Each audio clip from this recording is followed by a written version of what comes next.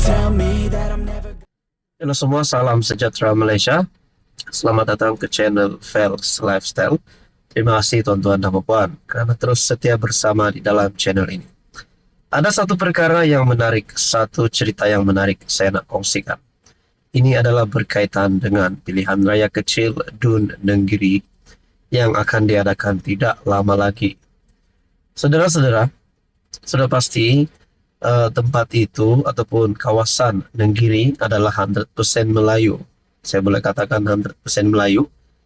Tapi, tuan-tuan dan puan, BN yang akan mengantarkan calon untuk mewakili kerajaan perpaduan bagi bertanding di pilihan raya kecil tersebut.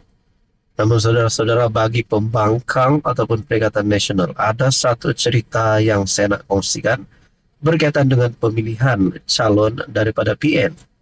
Rupanya satu pendedahan di mana calon bersatu mewakili PN di PRK Nenggiri adalah seorang yang baru saja keluar daripada parti.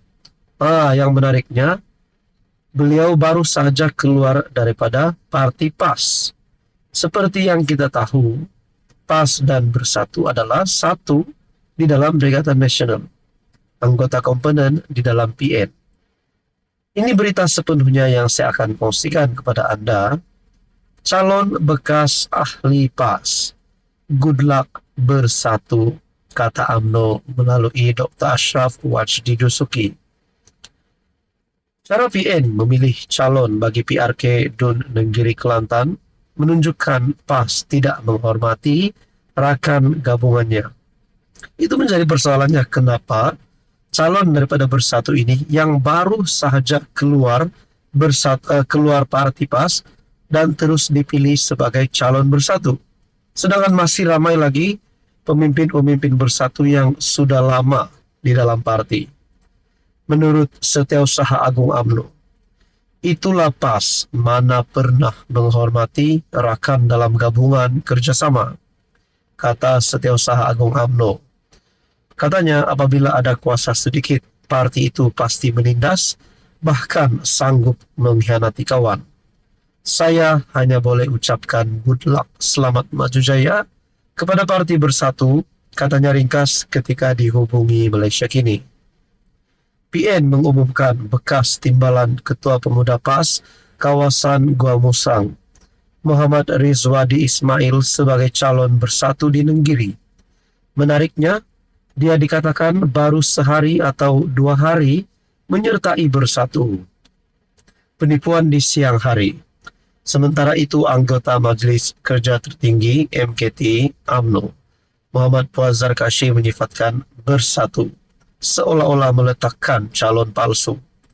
Bahkan meletakkan calon yang baru 2 hari keluar PAS sebagai calon mewakili Bersatu adalah penipuan di siang hari, menurut Puazar Kashi. Katanya justru tidak mengherankan kenapa calon PN bersumpah laknat untuk tidak melompat parti ketika pengumuman. Rupanya sumpah laknat itu disediakan oleh PAS. Tidakkah itu memalukan? Calon buat sumpah laknat kalau melompat parti, sedangkan dia baru 2 hari melompat daripada PAS kepada Bersatu. Tuan-tuan dan puan, adakah ini satu sebab yang bakal menyebabkan kekalahan kepada PN di PRK Dun Nenggiri? Tuan-tuan dan puan, apa komen Anda berkaitan dengan isu ini? Halo semua, salam sejahtera Malaysia. Selamat datang ke channel Fels Lifestyle.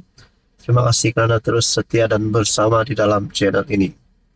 Tuan-tuan dan puan yang amat dihormati, hari ini saya nak cerita satu isu ataupun satu persoalan ataupun komen yang sering kali saya terima melalui YouTube channel ini. Baru-baru ini, Tun Dr. Mahathir yang ditahan di IJN pada 2 minggu lepas, akhirnya selepas 2 minggu rawatan, Tun Mahathir dibenar keluar IJN. Disahkan oleh artikel pada 30 Julai.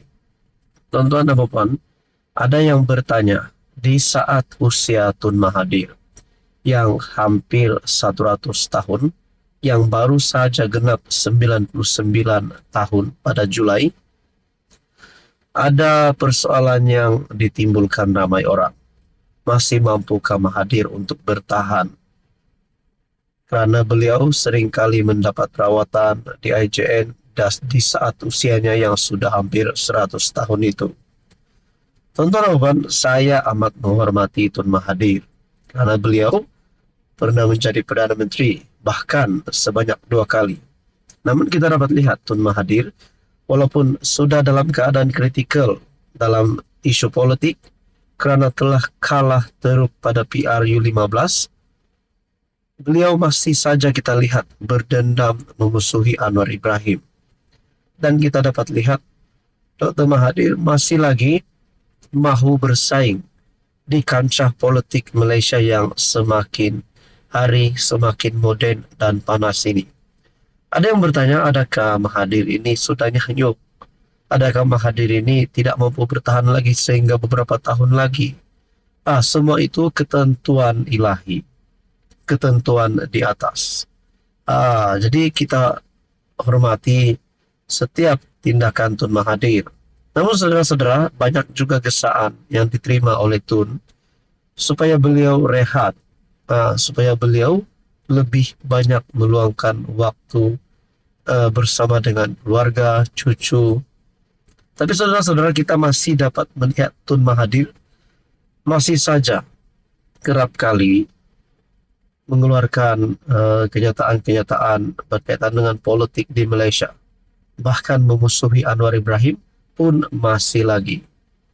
Saudara-saudara, Tun Mahathir dibenar keluar IJN selepas 2 minggu rawatan. Bekas PM Tun Mahathir yang dimasukkan ke IJN dibenarkan pulang ke rumah hari ini bertarik 30 Julai. Menurut laporan media antarabangsa, pembantunya, Sufi Yusof, berkata, kesihatan Dr. Mahathir semakin baik dan beliau dibenarkan berehat di rumah. Syukur kesihatan Tun Mahathir semakin baik.